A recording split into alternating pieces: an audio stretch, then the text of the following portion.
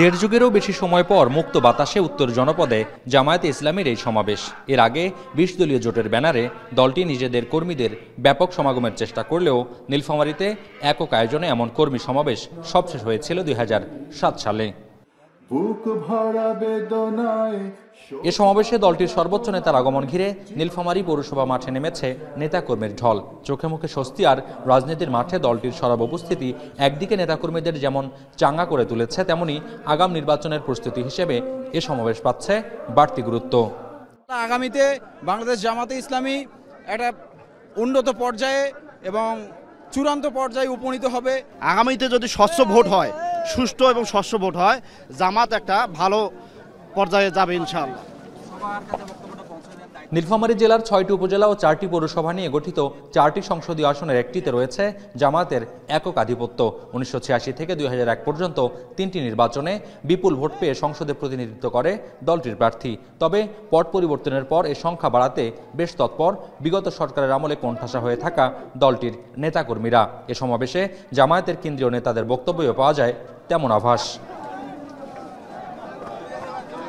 সকালে শুরু হওয়া কর্মী সভায় পূর্ব নির্ধারিত সময় আসেন আমিরে জামায়াত ডাক্তার শফিকুর রহমান। বক্তব্যের শুরুতেই আন্তর্জাতিক অপরাধ ট্রাইব্যুনালে জামায়াত নেতাদের বিচারের কঠোর সমালোচনা করেন জামায়াতের আমির। বলেন, আওয়ামী ক্যাডারদের বিচারক সাজিয়ে পাতানো সাক্ষী দিয়ে খুন করা হয় জামায়াত নেতাদের। শেখ হাসিনার বিরুদ্ধে আদালতে মামলা হয়েছে, ১৫০ অধিক মামলা। তার বিরুদ্ধে খুনের মামলা আছে, গুমের মামলা আছে, অনেক মামলা তার বিরুদ্ধে আছে। আমাদের বিচারালয় যখন তাকে চাইবে, মেহেরবানি করে আইন শৃঙ্খলা বাহিনীর হাতে আপনারা তাকে তুলে দেবেন। ৫ আগস্ট পট পরিবর্তনের প্রসঙ্গ টানেন ডাক্তার শফিক। ফ্যাসিস্ট পতনের পর রক্তপাত এড়াতে দেশবাসী যে ধৈর্য ধারণ করেছেন তারও প্রশংসা করেন জামায়াতের আমির। বলেন, জামায়াত চায় না অন্যায়ভাবে দেশের একজন মানুষকেও হত্যা করা হোক। যদি কিছু করতে হয় আইনের আশ্রয় নিতে হয়, আইন কেউ হাতে তুলে নেবেন না। আলহামদুলিল্লাহ, আমাদের দেশবাসী চরম ধৈর্যের পরিচয় দিয়েছে এবং দায়িত্বশীলতার পরিচয় দিয়েছে।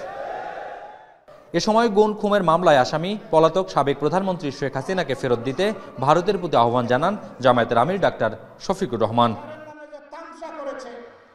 যে অবিচার করেছে সেটা শেখ হাসিনা এবং আওয়ামী লীগের দূষর। মোকাররম হোসাইন, এখন নীলফামারী।